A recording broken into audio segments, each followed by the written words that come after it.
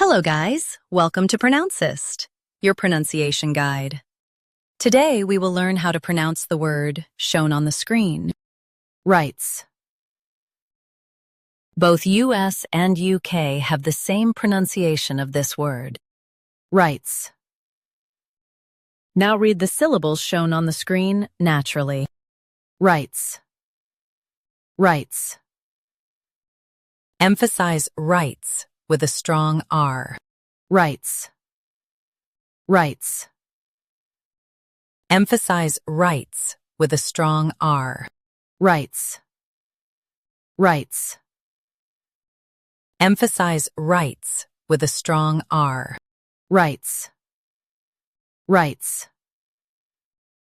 Practice repeatedly and you'll soon be able to say this word perfectly. The best way to practice is to repeat the syllable multiple times. The meaning of the word is entitlements or freedoms. Try repeating this word several times to improve your pronunciation. We post daily videos on useful and commonly mispronounced words to help you speak clearly and confidently.